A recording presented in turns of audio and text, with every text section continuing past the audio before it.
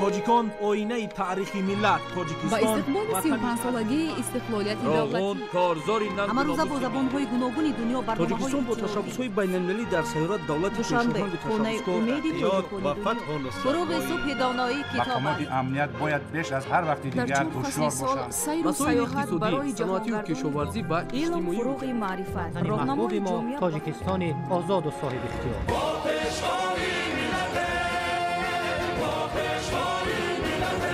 دوست باشید، اتفاق باشید، شکرانه همین دولت کنید، شکرانه همین سرزمین کنید، شکرانه کنید که چنین وطن عزیز و محبوب دارید.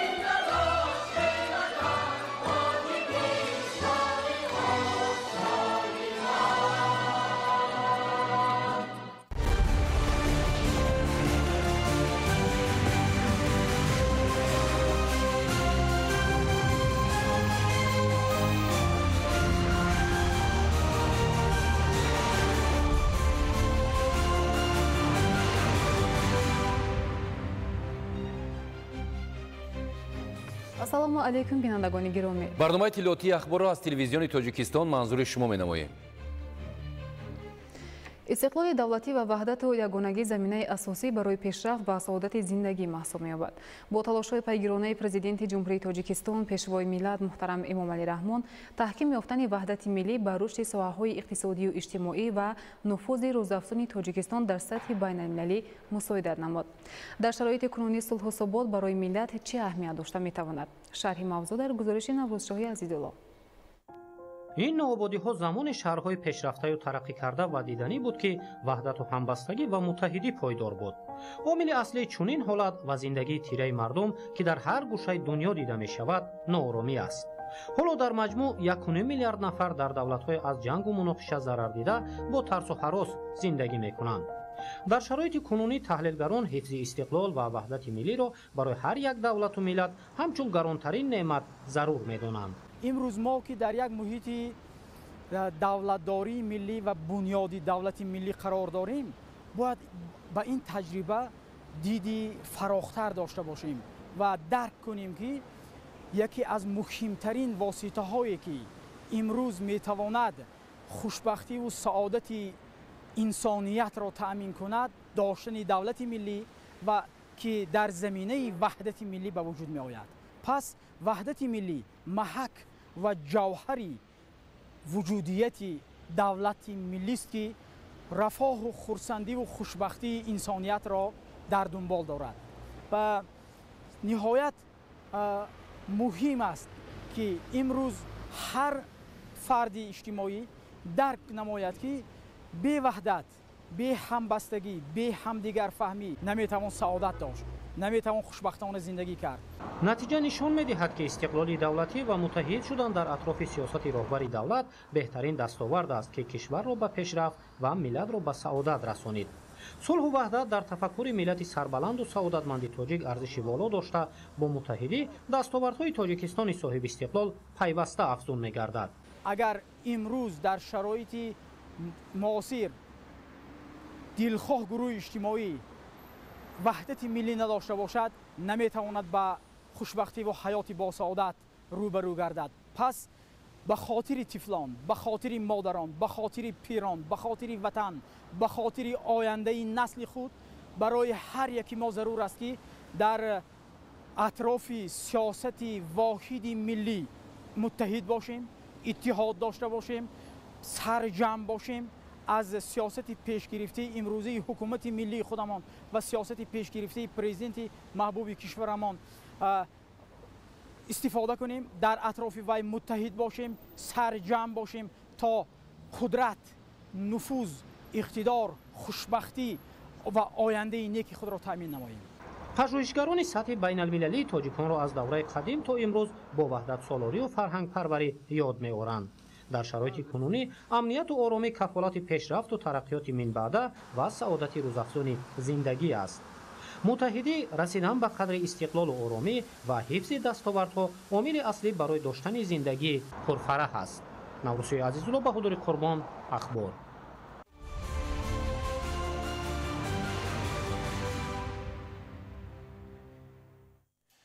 моҳипарварӣ аз соҳаи камхарҷ ва сердаромад ба шумор меравад. Бо мақсади рушди ин бахш имрӯзҳо дар вилояти Хатлон чораҳои мушаххас амалӣ гардида, кор дар самти васеъ намудани майдон барои ташкили ҳавзҳои моҳӣ идома дорад. хусусан дар ҷиҳати амалисозии барномаи давлатии рушди соҳаи моҳипарварӣ дар ҷумҳурии Тоҷикистон ва таъмини аҳолӣ бо гӯшти парҳезӣ дар шаҳри Левакан тадбирҳо амалӣ гардида, кор дар ин самт идома дорад. ҳамзамон дар ин минтақа бо иқдомоти соҳибкорон ба зиёд намудани саршумори парранда низ таваҷҷӯҳи махсус равона мегардад. идомаи мавзӯъ дар гузориши Самандар Шоев ва Искандари Саид. дар шароити кунунӣ рушди ҳама бахшҳои хоҷагии халқ дар мадди аввал қарор гирифта, ба хотири баланд бардоштани иқтисодиёт ва заминагузорӣ ба таъмини амнияти озуқавории сокинон аз ҳадафҳои асосии ҳукумати мамлакат маҳсуб мегардад. ба хотири расидан ба ин ҳадаф дар ҷамоати деҳоти ваҳдати шаҳри Леваканд соли 2022 дар майдони 25 гектар ҳавзҳои махсусе барои парвариши моҳӣ ба роҳ монда шуда буд, ки он аз ҷониби соҳибкорони маҳаллӣ дар заминаи дастгириҳои ҳамешагии сарвари давлат дар самти соҳибкории хурду миёна ва ҳавасмандии онҳо аз ҷониби давлату ҳукумат амалӣ карда шуд. ҷамъияти дорои масъулияти маҳдуди моҳии Леваканд дар ҷамоати деҳоти ваҳдат аз шумори хоҷагиҳои дигари моҳипарвар мебошад, ки бо ташкили 17 ҳавзи моҳипарварӣ дар масоҳати 80 гектар замин дар ин ҷода аллакай муваффақ гардидааст. сазан, амур, карб, талсталоб аз зумраи навъҳои моҳиҳое мебошанд, ки дар ин муҳит парвариш ёфта ҳам аз ҷониби хоҷагидорон ва ҳам аз ҳисоби агентии таъминоти озуқаворӣ бо хӯрока таъмин мебошанд. дар шароити кунунӣ комплекси саноати моҳипарварии ҷумҳурии Тоҷикистон рушд карда, дар ин раванд дар шаҳри Леваканд бобати амалӣ намудани он тадбирҳои зиёде рӯи кор гирифта шудааст. ҷамъияти дорои масъулияти маҳдуди моҳии Леваканд яке аз таъминкунандаи моҳӣ дар миқёси вилоят ба ҳисоб меравад, ки дар дастрас намудани моҳӣ ба шаҳру ноҳияҳои вилоят нақши муҳим дорад. мавзеи ҷойгиршавии кӯлҳои моҳӣ дар ҷамоати мазкур дорои табиати нотакрор буда, масъулин ба хотири дар оянда ҷалб намудани меҳмонону сайёҳон ба ин макон тадбирҳои муассир меандешанд. паррандапарварӣ шакли дигари кори хоҷагидорони ҷамъият қарор гирифтааст. паррандапарварони хоҷагӣ дар ин самт таҷрибаи хуб дошта, парвариши чунин паррандаҳои хушзодро сол аз сол бо беҳтар гардидани шароиту имконоти лозима барои ба даст овардани нишондиҳандаҳои умедбахши истеҳсолӣ муҳайё кунониданд. маҷмӯи чунин тадбирандешиҳо фаъолияти босуботи ташаккули бахши агротуризм дар шаҳри Леваканд буда, ҳамзамон имконоти ба вуҷуд овардаро аз ҷониби давлату ҳукумати ҷумҳурии Тоҷикистон, соҳибкорону сокинони шаҳри Леваканд манфиатовар истифода карда, ин раванд ғановати бозори истеъмолӣ ва дар низоми муайян қарор гирифтани маҳсулоти гӯшти парҳезӣ ва маҳсулоти ниёзи аввалро сабаб мегардад. ҳамчунин дар оянда барои сайру сайёҳати сайёҳони дохилию хориҷӣ мавзеъҳои хубе хоҳад шуд, ки ин васила низ омили муаррифии сарзамини сайёҳӣ будани Тоҷикистонро башорат хоҳад буд. Самандар Шоев, Искандари Саид, шаҳри Леваканд, ахбор.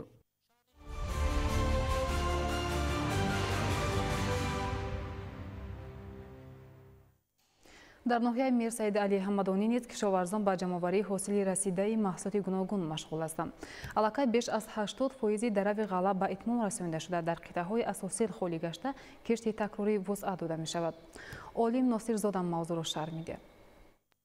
ноҳияи Мир Саид Али Ҳамадонӣ яке аз ноҳияҳои аграрии минтақаи Кӯлоби вилояти Хатлон ба ҳисоб меравад. дар заминаи таваҷҷӯҳ ва дастгириҳои ҳукумати ҷумҳурии Тоҷикистон айни замон шароиту имконоти мусоид баҳри фаъолияти самарабахши кишоварзон фароҳам оварда шудааст. ҳамасола деҳқонону хоҷагидорон баҳри дар амал татбиқ намудани ҳадафи стратегии кишвар таъмини амнияти озуқаворӣ бо истифода аз воситаҳои муосиру самараноки кишту парвариши зироатҳои кишоварзӣ ба афзоиши натиҷаҳо ноил мегарданд. айни ҳол деҳқонон самараи меҳнаташонро ҷамъоварӣ карда истодаанд. тибқи маълумот масоҳати умумии қитъаҳои замини корам дар ноҳия 13226 гектарро ташкил медиҳад. дар асоси нақшаи дурнамо соли равон дар майдони умумии 4530 гектар ҷаву гандум кишт шуда буд, ки ҳоло дарави ғала дар майдони 3652 гектар ба итмом расида дар марҳилаи анҷомёбӣ қарор дорад. ҳосили умумии то имрӯз ҷамъоваришудаи ғала 16921 тоннаро ташкил медиҳад. дар заминҳои холигашта хоҷагидорон кишти такрориро низ ба роҳ монда, ба ин васила дар фаровонии маҳсулоти истеъмолӣ саҳми бештар мегузоранд. хоҷагидорони ҷамоати деҳоти Заркӯ ҳамасола дар самти мақсаднок истифодабарии қитъаҳои замини корам ва афзоиш додани ҳаҷми истеҳсоли маҳсулоти гуногуни кишоварзӣ яке аз ҷамоатҳои пешсафи ноҳия ба шумор меравад. аҳли заҳмати ноҳия дар кишту парвариши ҳама намуди маҳсулот ба натиҷаҳои дилхоҳ ноил гашта ایستادند. رشد پختکاری را کشاورزان یکی از عامل‌های مهمی بلند برداشتن سطح اقتصادیات و نیکواحوالی مردم می‌دانند. با این نظرداشت و در اساس توصیه متخصصان، سال روان بار نخست در ناحیه میر سعید علی حمدانی اصول نوی کشتی زیر پلیونکای پونبدانه گذرانیده شد که حالا نشونمای نهالان و حاصلبندی آنها بهتر ارزیابی می‌گردد. امسال در ناحیه کشتی کارتوشکا که در میدان عمومی 272 گکتار اجرا شده بود، حاصل آن پورا جمع آوری گردیده، همزمان رویانیدن حاصل دیگر نوع‌های گوناگون محصولات سبزیجات و پالزی ادامه دارد. سال جاری در مساحت عمومی 560 گکتار محصولات پالزی کیش شده است که حالا دهقانان حاصل فراوانی به بار آورده دسترنجشان را جمع آوری و پیشکش اهالی نموده ایستادند. فروش سریراهی که برای دهقانان آسان و منفعت بیشتر دارد، برای ساکنان سری وقت و به مصرف الهوگی مبلغ دسترسی پیدا کردن به محصولات ارزان و خوش‌صفت موافق و مناسب است. دهقانان همه روزه محصولات جمع آوری نموده خویش را در نزد قطعه‌های زمینی کارم در شکل فروش سریراهی با صفت خوب و نرخ دسترس پیشنهاد می‌نمایند. کشاورزان ناحیه با اظهار قناعتمندی از دستگیری‌های همه‌جانبه و شرایط مساعد فراهم بوده، بهره اجرای دستور و سفارش‌های حکومت مملکت و رسیدن به نتیجه‌های باز هم بهتر و بیشتر در سمت استحصال محصولات استعمالی از تدبیرهای ثمرآور استفاده می‌برند. علیم ناصرزاده، خورشید نادرخان، ناحیه میر سعید علی حمدانی، اخبار.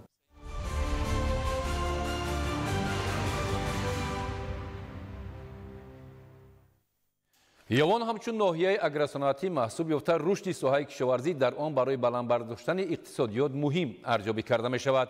امروزا کشاورزان با هوسمندی تام به زراعتکاری، باغپروری، چارواداری و دیگر سمت‌های فایده آور ساحه مشغول بوده، به این وسیله در تامین طلبات بازار حصه مناسب دارند.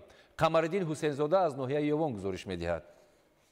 ناحیه یوان یکی از کلانترین ناحیه‌های اگروصنعتی مملکت میباشد. ساکنان آن در تامین بازار داخلی با محصولات خوش‌صفت وطنی و صادرات آن به خارج کشور سهم مناسب میگذارند. در ناحیه 22597 گکتار زمین کشاورزی موجود میباشد. کشاورزان ناحیه یوان همساله زراعت گوناگون کشاورزی، کشت و پرورش و استحصال نموده هر قطعه زمین در اختیار داشتهشان را مقصدناک استفاده میبرند. در ناحیه یوان خواجگیداران به جمع‌آوری محصولات کشاورزی مشغول میباشند. از آن جمله غله‌دانگی ها که قریب 6,500 گکتاری آن جمع‌آوری کرده شده است و جمع‌آوری جو نیز به انجام رسیده است که 486 گکتار میباشد. خواجگیداران به جمع‌آوری کارتوشکا و پیاز بروقتی مشغول میباشند. یکی از سهم‌های دیگری فعالیت خواجگیداران کشت زراعت خوراک چاروا از جمله یونچخه میباشد که این نوع زراعت کاریده شده همچون خوراک سرغذا برای چاروا استفاده میگردد. با همین راه همساله خواجگیداران نامگوی زیادی زراعت کشاورزی را کش کرده از ثمره دسترنج خود در بهبودی روزگار سهامداران و سطح اقتصادی خواجگی سهامگذاری میکنند. خواجگیداران ناحیه با راهاندازی تجربه نوی استحصال کشتی بروقتی کارتوشکا را زیر پلیونکا به راه میمانند. سهامداران خواجگی‌ها به جمع‌آوری کارتوشکا مشغول بوده در فراوانی بازارهای استعمالی مملکت و تامین امنیت عضوخواری حصه خود را میگذارند. در شرایط کنونی استفاده با ثمر زمین، گرفتن زیاده از دو حاصل از آن، استعمال محصولات کشاورزی، ذخیره کافی مواد غذایی و تامین بازارهای مملکت با محصولات تر و تازه کشاورزی از خواجگیداران مسئولیتی از هر وقت دیده بیشتر را تقاضا می‌نماید. مردم زحمتکش ناحیه یوان همیشه کوشش می‌نمایند که در پیشرفت زندگی و آبادی دیار نقش خویش را گذارند. باغداران در این زمان خیلی خوشحالند. دوران صاحب استقلالی زمین به مردم مهنتکش و کشاورز داده شد. پاداش زحمت البته همین است. باغداران تمام سال وقت خویش را در زمین می‌گذرانند. در تمام موسم و درختان دقت می‌دهند. چندین کارها را به سامان می‌رسانند تا حاصلناکی زیاد شود.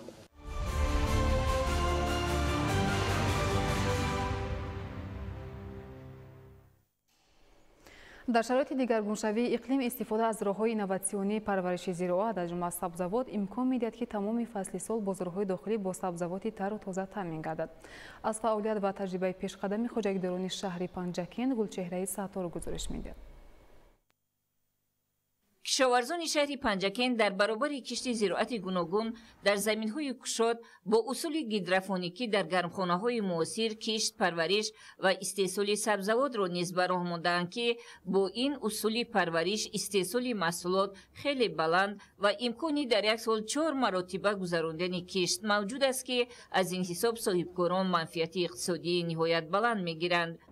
یگانه راه رسیدن به یکی از هدفهای اساسی حکومت جمهوری تأمین امنیت غذایی و گرفتن منفعت بیشتر اقتصادی برای خواجگیداران با این اصول در شرایط گرمخانه‌های معاصر کشت، پرورش و استحصال سبزیجات است که می توانند تمام فصل سال بازارهای استعمالی را با این نوع محصولات تأمین کرده توانند.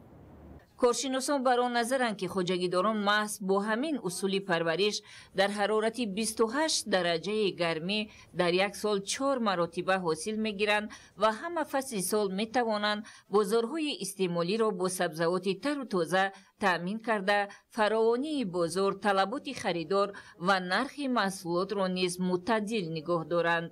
این مسائل گرمخانه ما که ما سال 2024 اقدام کردیم با فرزندان بنیاد کردیم به طور گیدروپونیکی لایحه کره جنوبی. در اینجا ما محصولات بودرینگ، بلغاری، قلفینای، پومیدور، گلکرم همش از روی خواهش دل خود ما حاصل داده استفاده است. مساحت این گرمخانه اینوواسیونی 1 هکتار را تشکیل می‌دهد و در آن نمودهای گوناگون سبزیجات از جمله بادرینگ و پمیدور، قلنفور شیرین و گلکرم و از بوته میوگی‌ها شاخ-توت زمینی پرورش کرده می‌شود که از حاصل به دست آمده دستاندرکارانش خیلی قناعتمندند. بادرینگ ما مهلت چینک ما خیلی مهلت ندارد، از روی ترتیب تیار شویش 150 تا 200 کیلو روزش می‌چینیم. طریق آبخوریش 4 برابر از آبی که در بیرون آب میتن اینجا کم آب صرف میشد، حاصلش هم 3 برابر از بیرون زیاد. با این راه قوه کاری خیلی کم صرف می شود، زیرا تکنولوژی نوین خودکار حرارت معتدل غذایی در کاری را با معیار معین به تنظیم می درآورد. اگر از یک جانب خواجگیداران از این اصول معاصر محصولناکی زراعت را بلند نموده منفعت نهایت زیاد بینند، از جانب دیگر با راه آبمانی قطرگی که به واسطه آب به ریشه نهال رسیدن نمی در کاری را همیشه تأمین می کند، این ثروت طبیعی نیز ثمرناک استفاده می شود. در صورت افزون گردیدن این گونه گرمخانه های دائم عمل کننده معاصر، صاحبکاران وطنی که صاحب استقلالی به آنها در انتخاب تخمی و کشت، استحصال و فروش محصولات آزادی کامل داده است، در برابر تأمین سبد استعمالی از کارکرد نهایی محصولات و صادراتش نیز فایده به دست می آورند.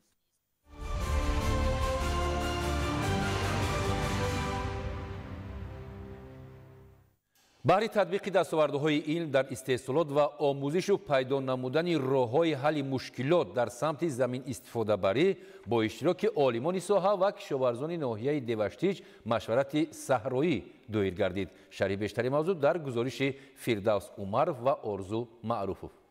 گرچند ناحیه دیوشتیج یکی از منطقه‌های کشاورزی جمهوری تاجیکستان به شمار می‌رود، در این برابر مشکلات آب پالیزی به نظر می‌رسد. از 37267 هکتار زمین کارم 24000 هکتاری آن را زمین‌های للمی تشکیل داده، در آنها بیشتر کشتی غله‌دانگی‌ها گذرانیده می‌شود. علاوه بر این، همساله در میدان 13404 هکتار زمین‌های آبی کشتی زراعت‌های گوناگون از قبیل پالیزی و کارتوشکا و سبزیجات گذرانیده در مورد تامین امنیت غذایی مملکت سهمی باسازا گذاشته می‌شود. از سبب آنکه بیشتر مزرعه‌های کشت شونده را زمین‌های للمی تشکیل می‌دهند، ضرور است که راه‌های باز هم بلند برداشتن حاصلخیزی زمین‌های للمی را عملی نمود. با این مقصد امروز در خواجگی دهقانی سلام دادایوی جماعت دهاتی موجون با اقدام مقامات اجرایی حکومت دولتی ناحیه و تشبث ستانسی تجربوی خاکشناسی و ملیاراتیوی سوختی انستیتوت خاکشناسی و اگروخیمی اکادمی علم‌های کشاورزی جمهوری تاجیکستان مشورت عالمان و کارمندان ساحه کشاورزی ولایت سوخت با کشاورزان همه شکل‌های خواجگیداری ناحیه دایر کرده شد. عالمان و متخصصان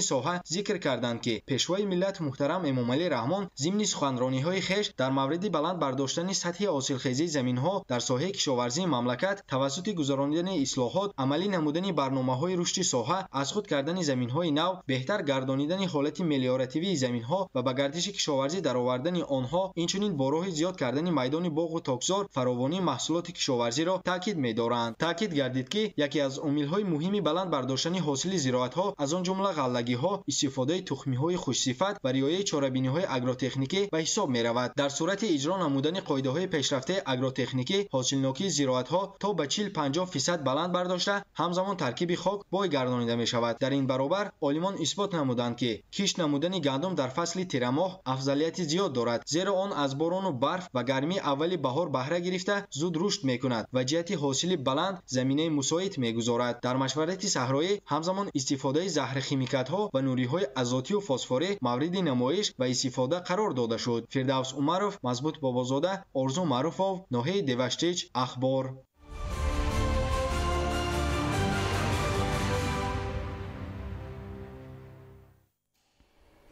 در زمینه تطبیق سیاست رشد اینفراستراکچور نقلیاتی و فراهمسازی راه‌های معاصر اتومبیلگرد در مسیر مهم اقتصادی و اجتماعی راه اتومبیلگرد دنقره گلستان، کارهای ساختمانی و تجدید و نوسازی با مرام ادامه دارد. گزارش همکاران ما. این راه یکی از مسیرهای کلیدی جنوب و شمال کشور به حساب رفته برای پیوست کردن منطقه‌های اقتصادی با شمال تاجیکستان نقش موثر دارد. از نگاه استراتژی آن در آینده میتواند به یک شاهراه بین المللی مبدل گردد. درازی عمومی راه دنقره گلستان بیش از 50 کیلومتر بوده کارهای ساختمانی در 3 قطعه اساسی با جلب شرکت‌های وطنی و خارجی عملی شده ایستاده است. طبق لایحه در این مسیر 3 پل بزرگ از جمله 2 پل 2 قبطه و 10 قبور آبگذر ساخته می شود. این حال ما در کیلومتر 24 راه اتومبیلگرد دنقره گلستان قرار داریم. در قطعه مذکور کارهای گرفتن قبط حاصلخیز زمین، کارهای برداشتن خاکتپه راه قبط به قبط و آرایش دادن دیوارهای کناری راه ادامه دارند. در منطقه مذکور بلندی خاکتپه راه تخمینا از 10 تا 15 متر بلند می شود. اجرای لایحه راه دنقره گلستان پیش از همه به بهتر شدن حرکت نقلیات، کم شدن فاصله سفر و کاهش خراجات بارکشانی مساعدت میکند. در برابر این امکانیت‌های صادراتی کشور وسیع گردیده گردش مال بین منطقه‌ها افزایش می‌یابد. 144 نفر متخصص و کارگران اینچنین صدها واحد تکنیکی ساختمانی در هر قسمت لایحه‌ای به راه مانده شدند. با بپورگی آغاز یافتن کارهای ساختمانی در آینده تا 1000 نفر ساکنان محلی به کار دائمی تامین می‌گردند. صفت و رعایت معیارهای تکنیکی زیر نظارت دائمی متخصصان مرکزی تطبیق لایحه‌های تجدید راه‌ها قرار دارد. با بنیاد یافتن راه دنقره گلستان، رفت آمد ساکنان شهر نایه‌های مملکت آسان‌تر و امکانیت‌های بیشتر برای هر یک راننده فراهم آورده می‌شود. طبق پیشگویی‌های کارشناسان با مورد استفاده قرار گرفتن راه نو دنقره گلستان، مسیر نقلیاتی میان جنوب و شمال کشور کوتاه گردیده، وقت سفر تا چند ساعت کاهش می‌یابد. مورد ذکر است که حکومت جمهوری تاجیکستان در زمینه استراتژی ملی رشد با همگرایی منطقه‌ها و تامین امنیت راه‌ها اهمیت جدی می‌دهد. لایحه دنقره گلستان نیز یکی از چنین اقدام‌های مهمی سازنده به حساب می‌رود. حالا آغاز کارهای ساختمانی در مسیر دنقره گلستان است. تا این جانب با جلب کارمندان و متخصصان کارهای زیادی ساختمانی به انجام رسیده، نتیجه ها در این جاده نظررس می باشند. لایحه ساختمانی راه ماشینگرد دنقره گلستان در منطقه ختلان ادامه اقدام دولت و حکومت جمهوری تاجیکستان و جمهوری مردمی چین جهتی به منطقه ترانزیتی تبدیل دادن تاجیکستان می باشد و کار در این مسیر با جلب متخصصان کسبی و تکنیک و مکانیزم های ضروری در وقت معین گردیده با سطح و صفت بلند به انجام رسانیده می شود. در راه مذکور در بعض منطقه های بلندکوه راه تا حد ضروری پست و پهناییش وسیع می شود که این تدبیر به خاطر تامین بخطری حرکت واسطه های نقلیات در تمام فصل سال عملی می گردد. این اولین لایحه سطح جهانی است. با اجرای پورای لایحه مذکور جمهوری تاجیکستان نه تنها یک مسیر مهمی داخلی را صاحب راه‌های نو و زمانوی می‌گرداند، بلکه برای رشد منبع اقتصادی ملی به خصوص ساحه‌های صنعت، کشاورزی و سیاحی زمینه مساعد فراهم می‌آورد.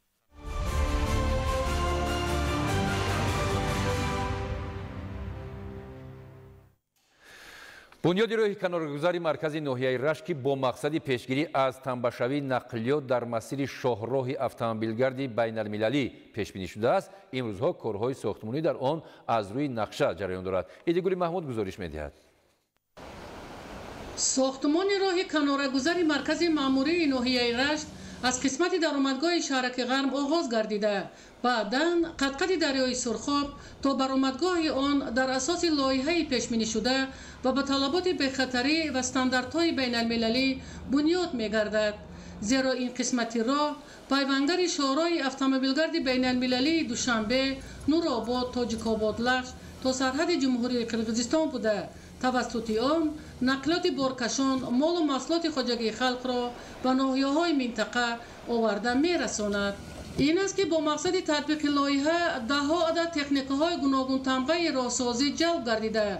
کارگران در ساحل دریای سرخاب و بنیاد تک‌کرسی راه کناره‌گذر و دیوارهای محافظوی مشغول می‌باشند.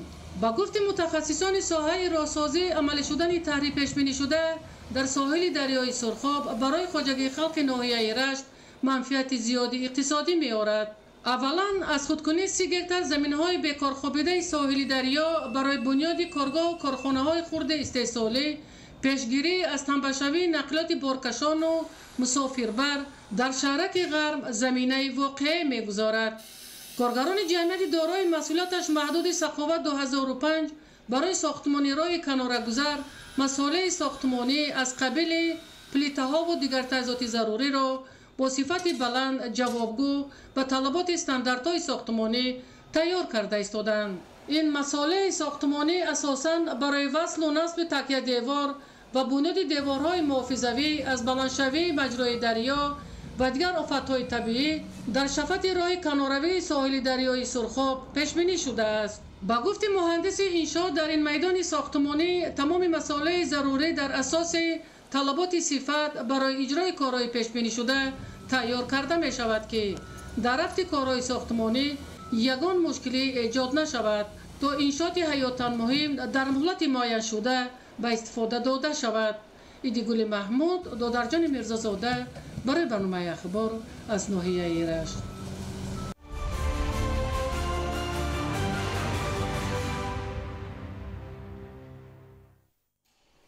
در دوره نقشه‌چرابینی‌های حکومت جمهوری تاجیکستان با افتخار جشن 35 سالگی استقلال دولتی در ناحیه قبادیان کارهای آبادانی و سازندگی در همه سمت‌ها با مرام ادامه دارد.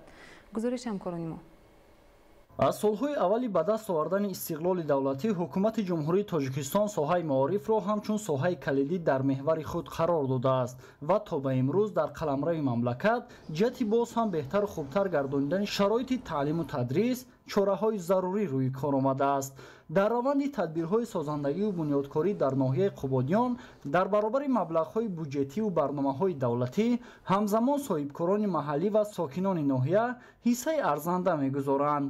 дар доираи нақшачорабиниҳои ҳукумати ҷумҳурии тоҷикистон ба ифтихори ҷашни 35-солагии истиқлоли давлатӣ бо мақсади иҷрои дастуру супоришҳои президенти ҷумҳурии тоҷикистон пешвои миллат муҳтарам эмомалираҳмон роҳбарияти вилояти хатнон дар ҷамоати деҳоти вобканди ноҳияи қубодиён аз бинои иловагии муассисаи таҳсилоти миёнаи умумии рақами 19 дидан карда зимни ба фаъолият шурӯъ намудани бинои иловагӣ ба сифати корҳои анҷомёфта сипосу миннатдорӣ намуданд. гуфтан ба маврид аст ки бунёди синфхонаҳои мазкур бо саҳми мақомоти иҷроияи маҳаллии ҳокимияти давлатии ноҳия соҳибкорони маҳаллӣ ва аҳолии деҳа бунёд гардида аз 12 синфхонаи иловагӣ барои 600 нафар дар дубаст иборат мебошад. синфхонаҳо бо мизу курсӣ ва аёниятҳои таълимӣ муҷаҳҳаз гардонида шудааст. хонандагон имкон доранд ки дар синфхонаҳои тозаю барҳаво таҳсили илм намоянд. бо мақсади сазовор истиқбол намудани ҷашнҳои дар пеш истода дар ҷамоати деҳоти тахти сангини ноҳия бо ҷалби сокинони маҳаллӣ танҳо дар ҳудуди ҷамоати мазкур масъулин 30 километр роҳи ҳудуди ҷамоатро мунфарш менамоянд.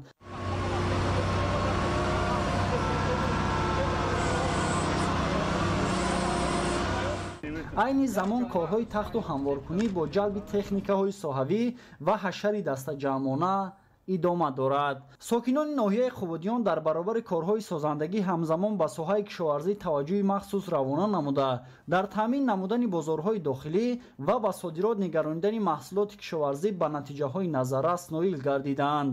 зимнан иттилоъ дода шуд ки кишоварзони ноҳияи қубодиён дар самти парвариши пахта ва дигар навъи зироатҳои кишоварзӣ таҷрибаи ғанӣ дошта имсол дар майдони 7580 гектар кишти пунбадона гузаронидаанд ки 800 گکتار آن را کشتی زیر پلیونکا تشکیل می‌دهد. این زمان نشأ و نمای خوب دارد. خوجگیداران ناحیه در سمت باغداری سال تا سال تجربه زیاد اندوخته ایستادند. در جماعت دهاتی تخت سنگین خوجگی دهقانی محمد صادق که به باغداری مشغول میباشد در میدان 5 گکتار تاکزار بنیاد نموده در آن نوعی انگور پرزیدنتی شاهانه پابیدا پرورش کرده می شود.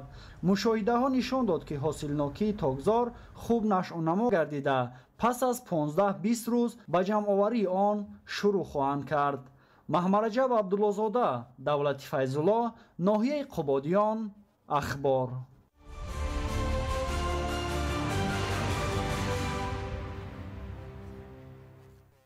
баҳри тарғиби тарзи ҳаёти солим ва оммавияти варзиш бо дастгириҳои пайвастаи ҳукумати ҷумҳурии тоҷикистон дар шаҳру ноҳияҳои вилояти мухтори кӯҳистони бадахшон имкониятҳои мусоид фароҳам буда дастовардҳо низ дар ин самт кам нестанд. аз вазъи соҳаи варзиш дар минтақаи кишвар моҳираи тоҳир гузориш медиҳад.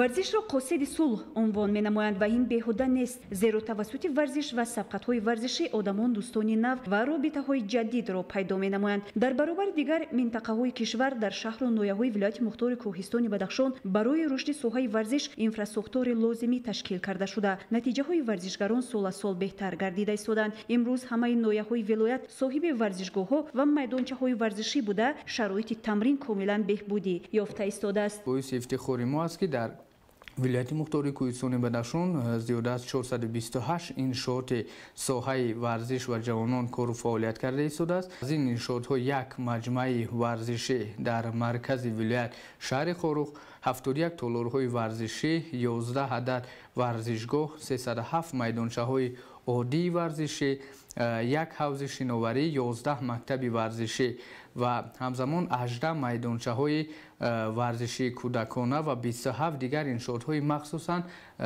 соҳаи варзиш хизмат мекардагӣ сохтаву мавриди истифода қарор дода шудааст. ин аст ки варзишгарони шаҳр дар 16 сабқати шаҳриву вилоятӣ ва ҷумҳуриявиву байналмилалӣ иштирок намуда сазовори 7 медали тилло, 14 медали нуқра ва 11 медали бринҷӣ гардиданд. чунин тарзи пешниҳоди шароит имкон мебахшад то сафи онҳое ки тарзи ҳаёти солимро ихтиёр мекунанд зиёд шуда шумораи варзишгарон ки сазовори ҷойҳои намоён дар сатҳи вилояту ҷумҳурӣ ва берун аз он мегарданд низ афзоиш хоҳад ёфт. моҳираи тоҳир, муборакшоҳи рустам, шаҳри хорух, ахбор.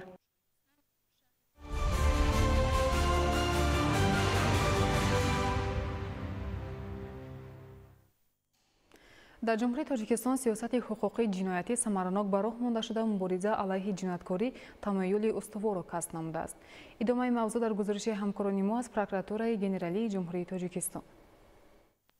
дар прокуратураи генералии ҷумҳурии тоҷикистон бо мақсади амалӣ намудани дастуру супоришҳои асосгузори сулҳу ваҳдати миллӣ пешвои миллат президенти ҷумҳурии тоҷикистон муҳтарам эмомилрахмон таҳти раёсати прокурори генералии ҷумҳурии тоҷикистон генерал лейтенанти адлия ҳабибулло воҳидзода бо иштироки роҳбарият ва кормандони масъули вазорати корҳои дохилӣ, кумитаи давлатии амнияти миллӣ, агентии назорати маводи нашавари назди президенти ҷумҳурии тоҷикистон, агентии назорати давлатии молиявӣ ва мубориза бо коррупсияи ҷумҳурии тоҷикистон, хадамоти гумруки назди ҳукумати ҷумҳурии тоҷикистон ҷаласаи прокуратураи генералии ҷумҳурии тоҷикистон баргузор гардид.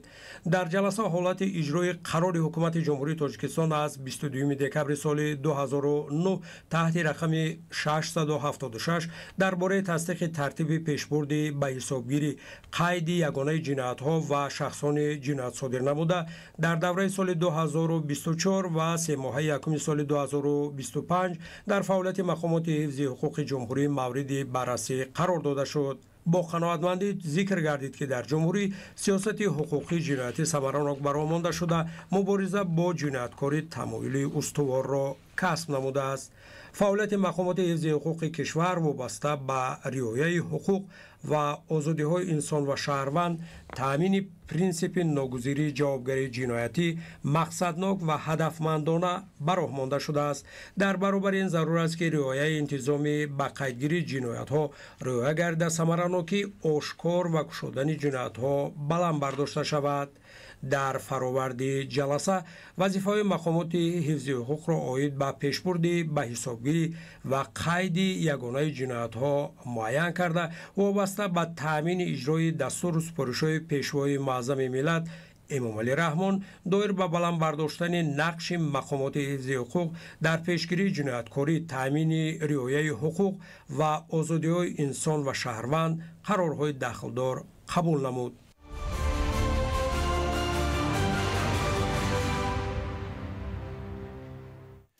گزارش با اقتصادی رقمی طلبات دور بوده ماهیتاً بر نفع جامعه و پیشرفت اقتصادی مملکت رشد تکنولوژی معاصر و خدمترسانی اطلاعاتی محسوب می‌یابد. جمهوری تاجیکستان در جدای گزارش بر رقمی کنونی ساحه‌های اقتصادی ملی جهت تامین نمودن شفافیت مناسبت‌های اقتصادی و مالیوی قدم‌های استوار گذاشته در این سمت اقدام‌های مهم را عملی می‌نماید. گزارش در این خصوص.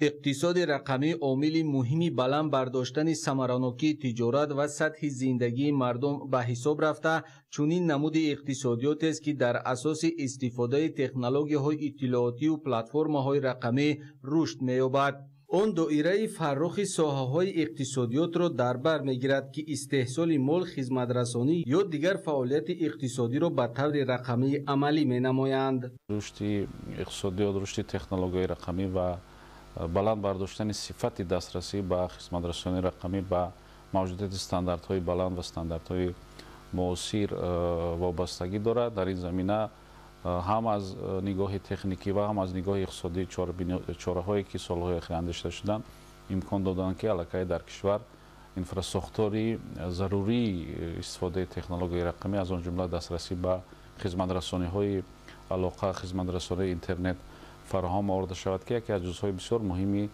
رشد استوار هم اقتصادیات و رشد با صفت اقتصادی رقمی به حساب می رود. گزارشی هم از ساحه‌های اقتصادیات به شکل نوی فعالیت با تکنولوژی‌های رقمی با استفاده از اینترنت، تلفن‌های موبیلی و تکنولوژی‌های اطلاعاتی و کمونیکاسیونی بوده از جانب حکومت جمهوری تاجیکستان در سمت گزارش به نظام نوی اقتصادی یعنی رقمی کنونی اقتصاد ملی و تطبیق تکنولوژی‌های اینوواسیونی کارهای نظررس انجام داده شدند. یکی از عامل‌های اساسی در سمت تطبیق تکنولوژی‌های اینوواسیونی و رقمی کنونی ساحه‌های اقتصادیات این سرمایه انسانی و ذخیره‌های کادری دارای لیاقت بلند و معرفت استفاده تکنولوژی رقمی محسوب می‌شوند. تصدیق و تطبیق کانسپت اقتصاد رقمی در جمهوری تاجیکستان 20 ساله آموزش فن‌های طبیعت شناسی دقیق و ریاضی برای سالهای 2020 تا 2040 و یک قطار دیگر برنامه‌های تطبیق شده ایستادند که با صفت نیروی انسانی تاثیر مثبت می‌رسانند و همین گونه وقتی که فرهنگ اطلاعاتی و تکنیکی و مالیوی اقتصادی شهروند بالا رفت البته نه تنها به سطح زندگی شهروند تاثیر مثبت می‌رسانند بلکه برای پیشگیری، کناره‌گیری و حفظ از همان تاثیر منفی همین تکنولوژی از اون جمله تهدیدهایی که در فضای کیبر امنیت وجود دارند از اون جمله در سمت رخنه کردن معلومات شخصی و مثلا را بودن مبلغ‌هایی که در صورت حساب الکترونیکی هستند در مجموع همه همین امکانات می‌دهد که ما در آینده نزدیک یک جامعه اطلاعاتی یک نسل نوی استفاده برنده و نیروی انسانی را داشته باشیم. مرحله به مرحله عملی نمایی دستگیری‌های پیشوای ملت محترم امام علی رحمان برای گزارش ساحه اقتصادیات به اقتصاد سطحی نو یعنی اقتصادیات رقمی زمینه فراهم آورده رقمی کنونی فعالیت ساختارهای دولتی و صاحبکاری را آسان گردانید. جهت وسعت بخشیدن بر روندهای اینوواسیونی و استفاده همه‌جانبه امکانات تکنولوژی‌های رقمی در اقتصادیات سالهای 2025-2030 سالهای رشد اقتصادی رقمی و اینوواسیا اعلان کرده شد.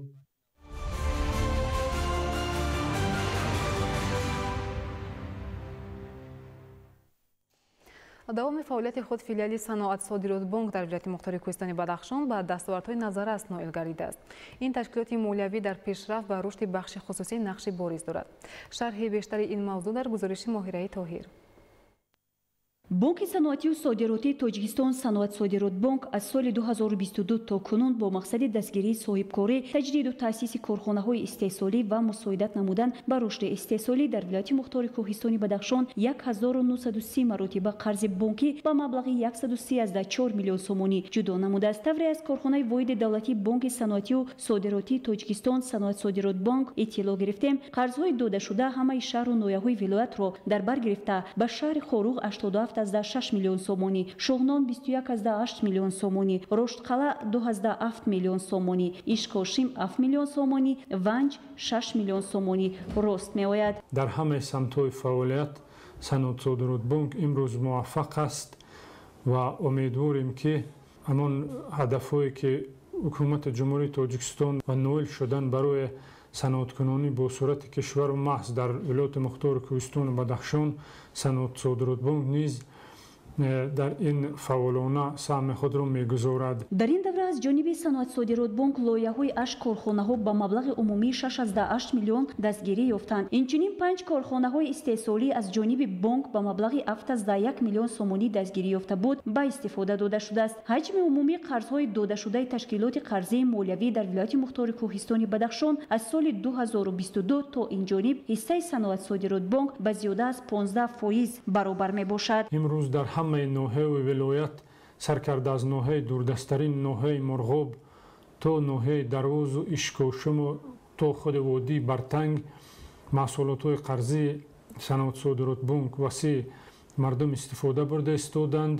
давоми соли ҷорӣ аз ҷониби филиали корхонаи воҳиди давлатии саноат содирот бонк беш аз 5 миллиону 100 ҳазор сомонӣ ба 5 корхонаи саноатӣ ҷудо гардидааст. чунин қарзҳо асосан ба ҷамъияти дорои масъулияти маҳдуди насим, ҷамъияти дорои масъулияти маҳдуди шоалӣ, бастубанди мева, истеҳсоли оби минералии нарзан, истеҳсоли маҳсулоти чопӣ, истеҳсоли обҳои ташнашикам мебошад. яке аз онҳо ҷамъияти дорои масъулияти маҳдуди насим мебошад ки ба соҳибкор набот доди худоева мансуб буда ба истеҳсоли ширинивори аз тут ва дигар меваҳо машғул мебошад. ин коргоҳ бе истифодаи ҷузвиёти кимиёвии истеҳсоли шоколадро аз меваи тут ва дигар омехтаҳои табиӣ ба роҳ монд. корхонаи мо бо истеҳсоли батончикҳои мевагӣ машғул аст ва дар аввали истеҳсолот мо аз бонки саноат содирот қарз гирифтем ва 4-5 бор мо аз ҳамин бонк қарз гирифтем барои пеш бурдани истеҳсоли батончикҳои мевагӣ ва фикр мекунам ки кушода шудани филиали ин бонк дар хорух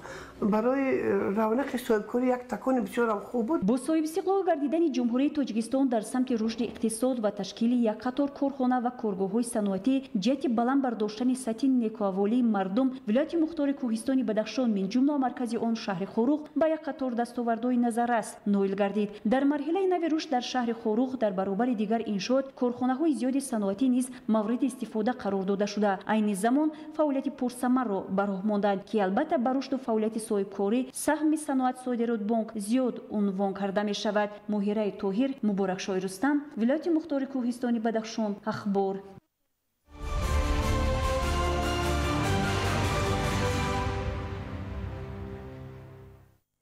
фароҳам овардани шароит барои таъмини ҳифзи ҳаёт ва саломатии кормандон дар ҷараёни фаъолияти меҳнатӣ, ҷалб намудани диққати корфармоёну соҳибкорон ба масъалаҳои ҳалталаби соҳаи ҳифзи меҳнати кормандон зарурати бештар дорад. вобаста ба ин дар агентии Тоҷик Стандарт ҳамоиши корӣ баргузор гардид. гузориш дар ин хусус. асосгузори сулҳу ваҳдати миллӣ пешвои миллат президенти ҷумҳурии тоҷикистон муҳтарам эмомалӣ раҳмон дар мулоқоташон бо роҳбарон, фаъолон ва намояндагони ташкилоти бо нуфузи ҷамъиятӣ федератсияи иттифоқҳои касабаи мустақили ҷумҳурии тоҷикистон баён намуданд ки дар кишвари мо дар самти муносибатҳои меҳнатӣ давра ба давра санадҳое қабул карда шудаанд ки ҷавобгӯи меъёрҳои байналмилалӣ буда бевосита барои баланд бардоштани сатҳи иҷтимоӣ, меҳнати шоиста ва таъмини шароити бехатару мусоиди корӣ равона гардиданд ва ин иқдом минбаъд низ идома дода мешавад. вобаста ба ин дар агентии Тоҷик Стандарт таҳти унвони риояи талаботи стандарти байналмилалии ISO 45001 системаи менеҷменти сифати саломатӣ ва таъмини бехатарии меҳнат кафили ҳифзи саломатӣ ва таъмини бехатарии кормандон ҳамоиш баргузор гардид ки дар он масъулини вазорати меҳнат, муҳоҷират ва шуғли аҳолии ҷумҳурии Тоҷикистон, агентии омури назди президенти ҷумҳурии Тоҷикистон, агентии тоҷикстандард ва хадамоти назорати давлатӣ дар соҳаи меҳнат, муҳоҷират ва шуғли аҳолӣ ҳамчунин соҳибкорон иштирок намуданд. Дар ҳамоиш баромадкунандагон мавзӯъҳои таъмини ҳифзи меҳнат ва солимии коргарон, пешгирӣ намудани ҳодисаҳои нохуш дар истеҳсолот, вазъи демографӣ ва бозори меҳнат дар ҷумҳурии Тоҷикистон мавриди баррасӣ қарор доданд. моҳияти стандарти байналмилалии 45001 гуфтем ин риояи кормандоне ки дар истеҳсолот кор мекунад аз ҷиҳати пешгирии садамаҳои нохуш, кор бо таҷҳизот, инчунин идоракунии истеҳсолот аз рӯи бехатарӣ ва таъмини корманд ба ҳисоб меравад. яке аз мақсадҳои асосии корхонаву ташкилотҳо ин идоракунии дурусти кормандон дар истеҳсолот мебошад, чунки ҳар як корманд дар минтақаи истеҳсолот тибқи дастурамалҳои корӣ як вазифаи муайянеро ба анҷом мерасонад. пеш аз оне ки вазифаи муайянро анҷом расондан, он бояд аз нигоҳи стандарт ва аз нигоҳи талаботҳои стандарт бархурдор бошад. имрӯз мо гуфта метавонем ки дар корхонаҳои истеҳсолӣ, яъне ки дар сохтори системаи идоракунии корхонаҳои истеҳсолӣ як шуъбаи таъмини техникаи бехатарӣ, яъне ки аз рӯи талаботҳои стандартҳои байналмилалии силсилаи ISO 45001 равона карда шудааст. гуфта шуд ки бо мақсади танзими идоракунии давлатии ҳифзи меҳнат, фароҳам овардани муҳити бехатари меҳнат ва ҳифзи меҳнати кормандон дар ҷумҳурӣ, кодекси меҳнати ҷумҳурии Тоҷикистон, қонунҳои ҷумҳурии Тоҷикистон дар бораи бехатарӣ аз сӯхтор, дар бораи бехатарии радиатсионӣ, қарорҳои ҳукумати ҷумҳурии Тоҷикистон дар бораи тартиби гузарондани тафтиш ва ба ҳисобгирии ҳодисаҳои нохуш дар истеҳсолот ва бемориҳои касбӣ, дар бораи рӯйхати корҳое ки дар онҳо истифодаи меҳнати кормандони ба синни 18 нарасида манъ карда мешавад, дар бораи тартиби аз ҷониби корфармо ҷуброн гардидани зарар бо сабаби бад ва ғайра амал мекунанд ки риояи онҳо ҳатмист. Дилшод Ҳакимзода, Маҳмадсаиди Камол, Ахбор.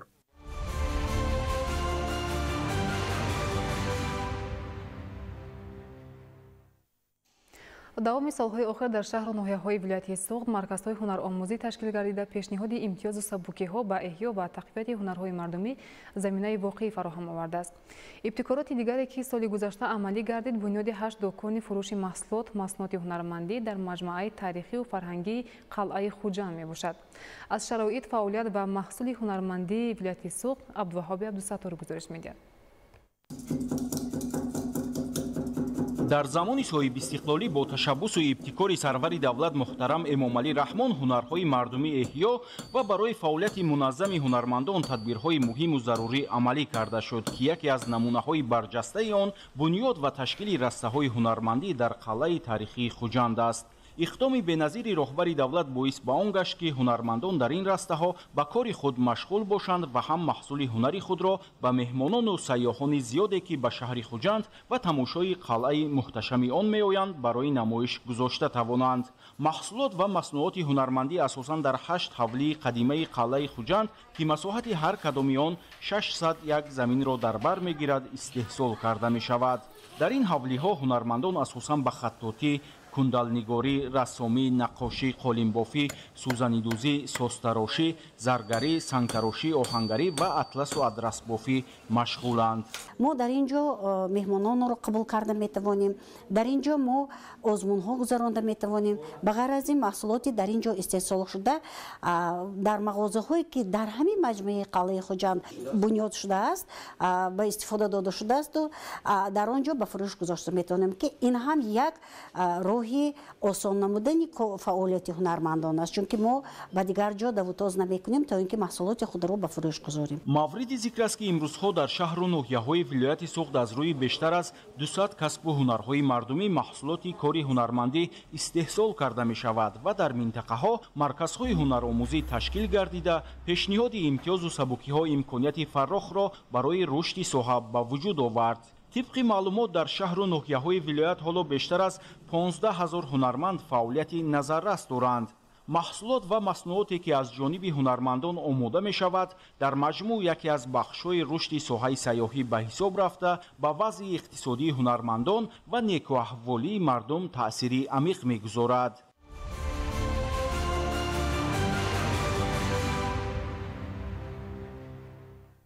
یکی از موضوعهای دیدنی و تاریخی تاجیکستان اسکندرکول به شمار می رود. بخصوص سرسبزی‌های کوههای آسمانبوس و آبهای مصفای این منطقه دقت سیاحان را به تماشای آن جلب می نماید. گزارش همکاران ما در این خصوص. اسکندرکول یکی از گوشه‌های افسانه‌ای طبیعت تاجیکستان در قلب کوهستان فان میباشد که مسئله هزاران مهمانان را از گوشه‌های گوناگون عالم به خود جلب می‌کند. امروز هنگام نواربرداری ما از گروه از سیاحان از کشورهای فنلاندیا و کانادا همصحبت شدیم. آنها از دیدن منظره‌های دلفریب اسکندرکول خیلی خوشحال بودند. با ذوق بلند در اطراف کل سیر و گشت می‌کردند. از هوای صاف و سلقین نفس می‌گرفتند و از هر لحظه بودنشان در این مکان زیبا لذت می‌بردند. نام من لوری ادمز. من از استرالیا میباشم. من 2 روز است که در این موضع استراحت دارم با همراهی دوستانم. تاجیکستان با من خیلی پسند آمد. ما از شهر دوشنبه بازدید کردیم و نقشه داریم که از دیگر موضع‌های سیاحی و تاریخی این کشور بازدید نماییم. واقعا کشور شما خیلی جایهای تماشاباب دارد. هنگام صحبت با ما سیاحان تأثیرات خود را با صمیمیت بیان کردند. آنها تاکید نمودند که طبیعت تاجیکستان با زیبایی طبیعتش میتواند در یک مکان عالی اکوتوریسم تبدیل یابد. اسکندرکول نه تنها یک کل بلکه یک گنجینه است که قلبها را مفتون میکند. با توجه روزافزون سیاحان خارجی تاجیکستان میتواند در خریطه جهانی توریسم جایگاه شایسته خود را پیدا کند. اسکندرکول که در ناحیه عینی و در آغوش کوههای فان جایگیر است، با کل مسافر، شرشره پرو و منظره‌های نوتکرارش همساله شماره بیشتری مهمانان را به خود میکشد. سیاحانی که از این موضع دیدن کردند اظهار امید نمودند که سیاحی تاجیکستان در آینده باز هم بیشتر رشد خواهد یافت. آنها همچون تاکید کردند که چنین گوشه‌های بیشتاسا باید به جهانیان بیشتر معرفی شود. از امید غیاس‌زاده از ناحیه عینی برای برنامه اخبار.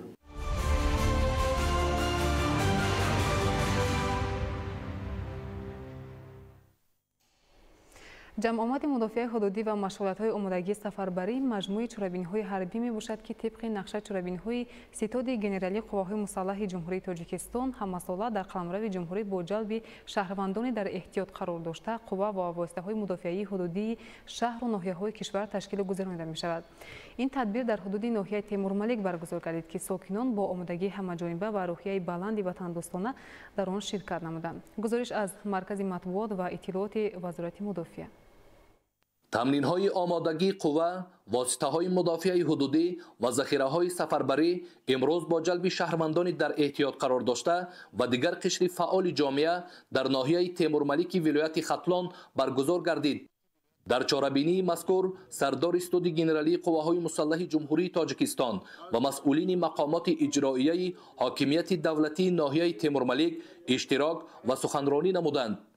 ضمناً تاکید گردید که هدف از برگزاری چاره‌بینی مذکور این پیش از همه سنجش آمادگی جنگی، سفربری و مدافعه حدودی در برابر صیقل دادن تجربه هیئت شخصی اشتراکچیان، اینچنین هماهنگسازی ساختارهای نظامی، مقامات حفظ حقوق و ترتیبات و دیگر نهادهای دولتی ناحیه در مورد تهدیدهای احتمالی بلند برداشتن قابلیت مدافعوی حربی و روانی منطقوی میباشد. ما باید که دائمی برای حمایه مرز بومی وطن تیار باشیم.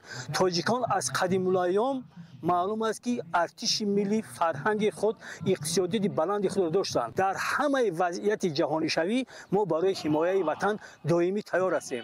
قابل ذکر است که قوه، واسطه‌های مدافعه حدودی و ذخیره‌های سفربری برای پرگردانی قسم واحدهای حربی، حمایه از حدود، دستاوردها، مقدسات و ارزش‌های ملی و حفظ یکپارچگی مرز و بوم وطن پیشبینی گردیدند. در رابطه با این باید قید کرد که به مشق‌های مذکور مجموعه چاره‌بینی‌های داخل می‌شوند که از طرف وزارت مدافعه و مقامات محلی حاکمیت دولتی با جلب قوه و واسطه‌های مدافعه حدودی و ذخیره‌های سفربری انجام داده می‌شوند. این مشق‌ها برای آموزانیدن مهارت هیئت شخصی، سنجش آمادگی قوه، واسطه‌ها و عملیه همکاری با ساختارهای دیگر اهمیت مهم دارد. عموما مشق‌های مدافعه حدودی که با اجازت سرفرمانده عالی قواهای مسلح جمهوری تاجیکستان گنرال ارتش محترم امامعلی رحمان و در دایره نقش چاره‌بینی‌های اساسی وزارت مدافعه با جلب ساکنان شهر و ناحیه‌ها گذرانیده می‌شود، آن یک جزء مهم تامین امنیت کشور و بلند برداشتن اقتدار مدافعوی میباشد. در رفت چاره‌بینی با یک قطار والدین سربازان که فرزندانشان در صف قواهای مسلح جمهوری تاجیکستان خدمت وطن را ادا می‌نمایند، از نام وزارت مدافعه سپاسنامه و به افسران احتیاطی در جمع آمد شرکت ورزیده رتبه‌های نوبتی افسری سپاریده شد.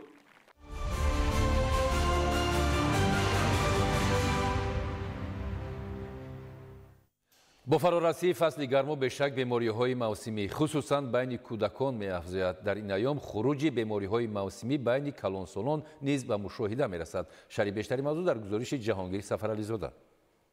در فصل گرما بیماری‌های شدید معده و روده، کمخونی و غیره اوج می‌گیرند که سبب اساسی گسترش آنها تغییریابی اقلیم و در این زمینه سال از سال بلند شدن حرارت هوا، تاثیر مستقیم نورهای آفتاب و رعایت نکردن تازگی و حالت سنیتری میباشد. واسطه اساسی گرفتاری به بیماری‌های معده و روده این میکروب‌ها یا ویروس‌های میباشند که در شرایط گرمی زود افزایش یافته به جسم انسان خطر میآورد. سبب زیاد شدن این بیماری این است که در بین کودکان نادرست استعمال کردن غذاها و از جانب پدر و مادران و جای استفاده بردن شیر مادر بر کودکان خود از خوراک‌های سرغذا استفاده می‌برند، باعث سر زدن بیماری‌های شدید معده و روده می‌گردد. هنگام پیدا شدن چنین علامت‌ها می‌تواند که کودک را به نارسایی آب بدن که بی‌هوشی آب بدن آورده رساند. این بیماری‌ها مخصوصاً در آن جای‌های بیشتر پهن می‌گردد که قاعده‌های بهداشتی و تازگی رعایت نمی‌شوند. نوشیدن آب ناجوشیده و استعمال میوه و سبزیجات ناشسته نیز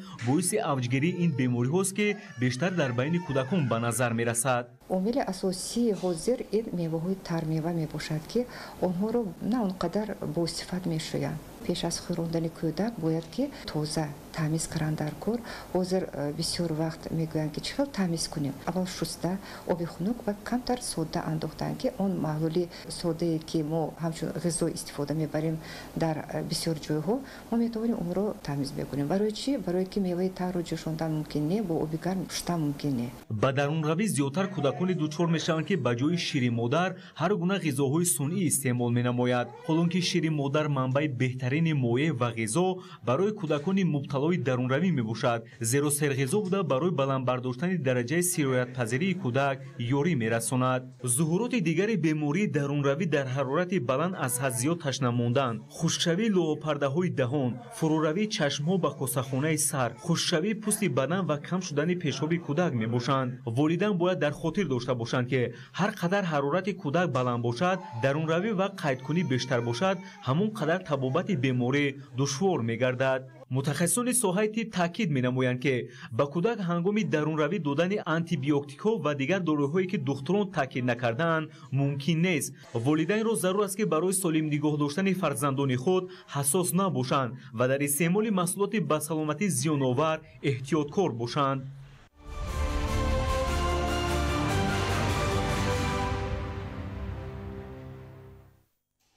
ҳамасола дар мавсими гармшавии ҳаво талабот ба обозӣ зиёд мегардад. дар ҳудуди вилояти хатлон руди вахш аз чанд минтақа мегузарад ки барои обозӣ ниҳоят хатарнок мебошад. яъне ин бар он маъност ки дар ин мавсими обозӣ аз эҳтиёт бояд кор гирифт. тафсилоти бештар дар гузориши саидшоҳи муродалӣ. طبق تحلیل‌های متخصصان ҳамасола дар ҳудуди кишвар аз сабаби беэҳтиётӣ ҳангоми шиноварӣ дар ҷойҳои мамнӯъ ва дарёҳо ва беназоратии волидон даҳҳо ҳолати ғарқшавии ҷавонон ба мушоҳида мерасад. соли 2025 дар ҳудуди вилояти хатлон 31 ҳолати ғарқшавии шаҳрвандон ба қайд гирифта шудааст ки аз ин шумора қисми зиёдашонро ҷавонони то синни 16 сола ташкил медиҳад. бо дар назар бардошти ин омор ҳамагонро мебояд ҳушёру эҳтиёткор бошанд. Аз падару модарон талаб карда мешавад ки фарзандони ноболиғро беназорат нагузоранд. ҷои таъкид аст ки ниҳодҳои дахлдори кишвар аз ҷумла Кумитаи ҳолатҳои фавқулода ва мудофиаи гражданӣ назди ҳукумати ҷумҳурии Тоҷикистон дар ҳамбастагӣ бо мақомоти ҳифзи ҳуқуқ пайваста корҳои фаҳмондадиҳӣ дар мавсими обозӣ бо сокинони минтақаҳои гуногуни вилоят доир менамоянд, вале ҳамоно дар соҳили руди Вахш шумораи зиёди кӯдакон ҳангоми нисфи рӯзӣ ба шиноварӣ машғул мешаванд. танҳо маконҳои муайяне ҳастанд ки он ҷо обозӣ кардан мумкин аст ва ин гуна ҷойҳо дар ҳудуди вилояти Хатлон кам нестанд, вале аз чӣ сабаб бошад ки ҷавонон бештар дар мавзеъҳои хатарнок обозӣ менамоянд? раёсати Кумитаи ҳолатҳои фавқулода ва мудофиаи гражданӣ дар вилояти Хатлон дар ҳамкорӣ бо раёсати маорифи мақомоти иҷроии ҳукумати давлатии вилояти Хатлон, раёсати кор бо ҷавонон ва варзиши мақомоти иҷроии ҳукумати давлатии вилояти Хатлон дар лаби дарёҳо, қатқади дарёҳо дар ҷои минтақаи хавфноке ҳастанд ки дар он ҷо шиноварӣ кардан қатъиян манъ аст. корҳои фаҳмондагӣ гузаронида мешавад. новобаста аз оне ки мо рӯзҳои охир дар ҳудуди шаҳри Бухтар, ноҳияи Кишониён, ноҳияи Хуросон, ноҳияи Абдурамон ҷомӣ дар лаби дарёҳо корҳои фаҳмондадӣ мегзаронем.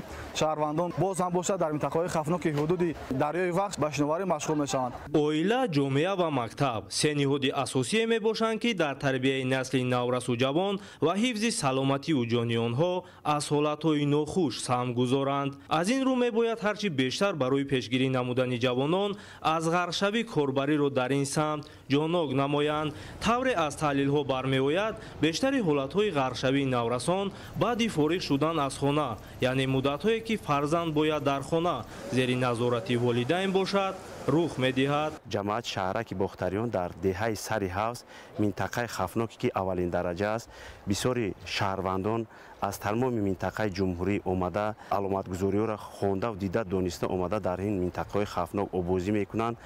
аз ҷое ки обозӣ мекунанд чӣ хеле ки шумо шоҳид ҳастед, дар ҳамиҷа гирдоб аст, ношинос ҳастанд, дар ҳамиҷа обозӣ карда бисёри меҳмонон шаҳрвандон ҷони хичона аз даст метаҳанд. дар ҳамин дарёи Вахш ки калоне ки чӣ хеле ки дида истодед, дар ҳамиҷа обозӣ кардан қатъиян манъ мебошад. бо дар назардошти ин метавон хулоса кард ки баъзе аз волидон иҷрои қонуни ҷумҳурии Тоҷикистон дар бораи масъулияти падару модар дар таълиму тарбияи фарзандро нодида мегиранд, ки номил сабаби асосӣ ба ҳодисаҳои нохушу фоҷеабор дучор шудани наврасон мегардад. илоҷи воқеа пеш аз вуқӯъ гуфтаанд. назорати фарзанд аз ҷониби волидайн на он қадар кори мушкил аст, вале ба ин нигоҳ накарда аксари ҷавонон дар чунин минтақаҳо обозӣ мекунанд ки ҳар лаҳза метавонад ба ҷони онҳо хатар эҷод намояд. Саидшоҳи Муродалӣ, Искандари Саид, вилояти Хатлон, Ахбор.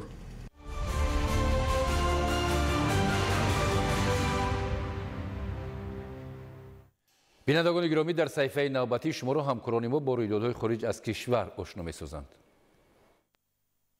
ба маълумоти намояндагони Созмони Милали Муттаҳид, зиёда аз 6 миллион аҳолии Гаити ба кӯмаки фаврӣ башардӯстона ниёз доранд. ҳолати мураккаб дар пойтахти кишвари мазкур шаҳри Порто-Пренс ба қайд гирифта шудааст. аз рӯи маълумоти коршиносон ҳамарӯза наздики 9000 сокини шаҳри мазкур ба норасоии маводи ғизоӣ дучор мешаванд ки ин шумора рӯз то рӯз афзоиш меёбад.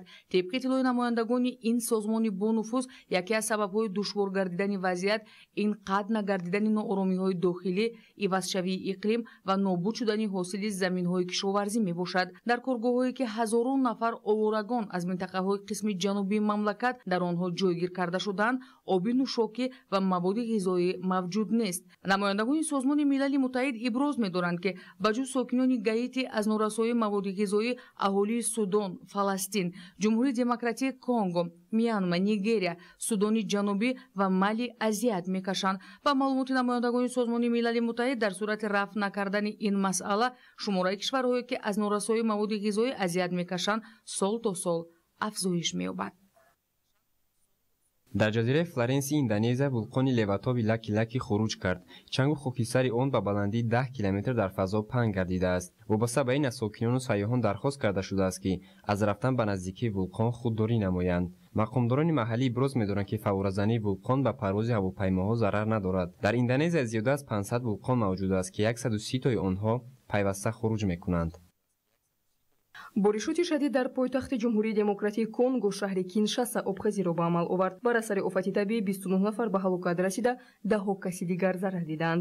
Дар пайи обхезии шадид махсусан минтақаҳои қисми ғарбии шаҳри Киншаса зарар дид. туғёни об чанд бинои истиқоматӣ ва маъмуриро хароб кард. вобаста ба ин кормандони хадамоти дахлдор даҳҳо оиларо ба ҷойҳои бехавф кӯчонидаанд. дар минтақаҳои кӯҳии қисми ғарбии шаҳри Киншаса бошад ярч фаромада, ҳаракати нақлиёт ба чанд минтақа ғайриимкон гардид. ба гуфтаи ҳавошиносон эҳтимол боришоти шадид чанд рӯзи дигар идома ёбад. дар халиҷи умон ду киштии нафткаш ба ҳам бархӯрданд. аз рӯи маълумоти расида пас аз рух додани садама системаи дуракуни як киштии боркаш аз кор баромадааст. дар соҳилҳои ҳиндустон бошад дар як киштии боркаш сӯхтор сар зад. кормандони хадамоти оташнишонӣ иброз медоранд ки 40% сӯхторро хомӯш карданд. бо вуҷуди ин ҳам хатари аз нав шиддат гирифтани алангаи оташ вуҷуд дорад. сабабҳои сар задани сӯхтор дар киштии боркаш муайян нест. мувофиқи маълумоти намояндагони созмони байналмилалӣ оид ба муҳоҷират, давоми чанд рӯзи охирӣ дар соҳилҳои Либия бар асари ғарқ шудани ду киштӣ 60 нафар гуреза бенишон шуданд. тибқи иттилои расида гурезагон шаҳрвандони кишварҳои африқо буда, дар миёни онҳо занону кӯдакон низ буданд. ба гуфтаи мақомдорони маҳаллӣ, онҳо мехостанд тавассути роҳи обӣ аз ҳудуди Либия ба кишварҳои иттиҳоди Аврупо раванд. мувофиқи маълумоти пешакӣ, киштиҳои гурезагон дар натиҷаи ба амал омадани тӯфон ва баланд гардидани мавҷҳои баҳр ғарқ шуданд. дар як корхонаи истеҳсоли маводи пиротехникӣ воқеъ дар шаҳри Чандеи музофоти хунани ҷумҳурии мардумии Чин таркиш рух дода, баъдан сӯхтор сар зад. дар ин ҳодиса 9 нафар ба ҳалокат расида, беш аз 25 каси дигар ҷароҳат бардоштаанд. захмиён аз тарафи кормандони хадамоти дахлдор ба беморхонаҳои наздики ҳодиса интиқол дода шуданд, ки табибон вазъи саломатии чанд тан аз онҳоро вазнин арзёбӣ мекунанд. мувофиқи маълумоти шоҳидони ҳодиса, дар корхонаи мазкур пас аз ба амал омадани таркиши аввал боз чанд маротибаи дигар таркиш рух додааст. дар натиҷа чанд коргоҳи корхона хароб гардидааст.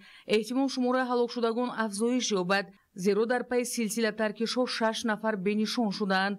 барои хомӯш намудани сӯхтор кормандони хадамоти оташнишонӣ соатҳо фаъолият карданд. дар маҳалли ҳодиса кормандони хадамоти дахлдор барои пайдо кардани бенишон гаштагон фаъолият доранд. сабабҳои ба амал омадани таркиш дар корхонаи истеҳсоли маводи пиротехникӣ муайян нест.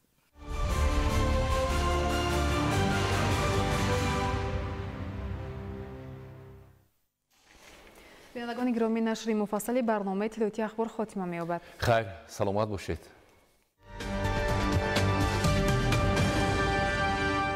салом бинандагони гиромӣ, шуморо бо вазъи ҳавои мамлакат барои пагон 19 июни соли 2025 шинос менамоем. мутахассисони агентии обу ҳавошиносии мамлакат иттилоъ медиҳанд, ки дар вилояти мухтори кӯҳистони Бадахшон ҳавои тағйирёбандаи бебориш пешгӯӣ мешавад.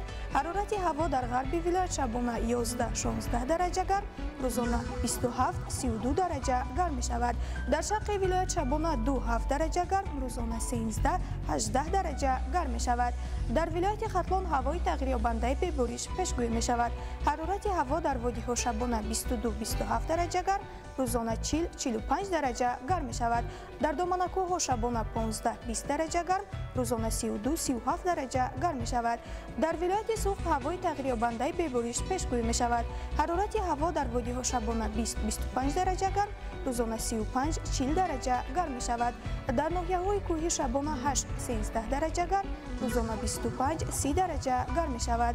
дар ноҳияҳои тобеи ҷумҳурӣ ҳавои камабри бебориш пешгӯӣ мешавад.